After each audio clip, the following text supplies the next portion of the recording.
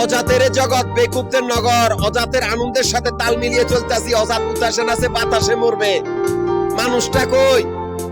অজাতদের কপালে শনি লিপিবদ্ধ করা, কিন্তু অজাত বিদ্রুপকার বেয়াদব, যাদের ব্যবহারিক শিক্ষা নাই, যারা জন্মগত ভাবে বেয়াদব, যারা কিনা বাপের আগে বাল ফালাইয়া হইছে, ওদের বাপটাও বেকুবের দল, পোলাটাও হইছে বেয়াদব অজাত।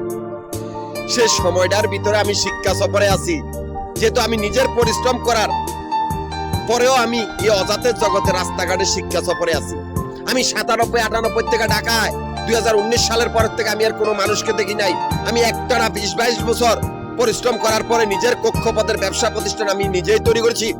যেহেতু আমি ভবঘুরে দিন মজুরদের সমিতির প্রধান, সেই সমিতির ব্যবসা ছিল আবাসিক বাড়িঘরের আবাসিক হোটেল, অথচ আমাদের এই বাসা বাড়ির আন্দি বান্দির পোলা পায় না, আমাদের এই কক্ষপথের সামনে আস্তানা গেড়েছে আলগা ব্যবসা দখল করার জন্য।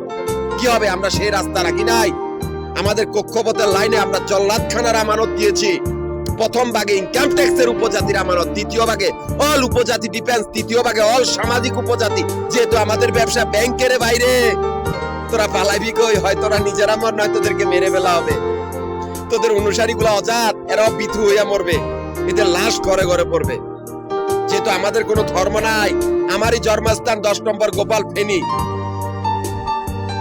সে 10 নম্বর গোপালের একটি বাড়ি বেগুমিয়া চট্টি বাড়ি, সেই বাড়িতে একটি কুলাঙ্গার আলাউদ্দিন হাজি, যে কিনা আবার মুক্তিযুদ্ধ, এই কুত্তার বাচ্চারে কেটে মুক্তিযোদ্ধা বানাইছে তাও জানি না।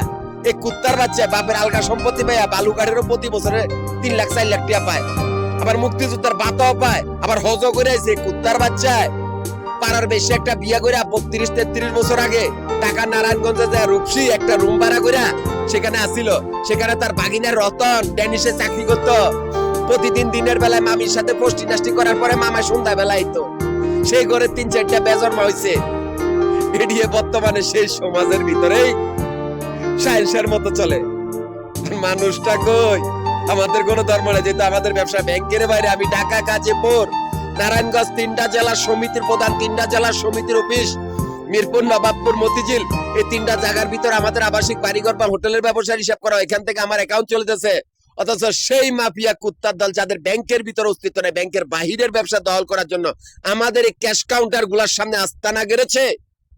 আমাদের সমিতির অফিসিয়াল কাগজপত্র গুলা চুরি করে, সমিতির কর্মচারী গুলারে খুন করে, সমিতির সদস্য গুলারে খুন করে এমন একটা পরিস্থিতি করছে যাতে আমরা না যাই।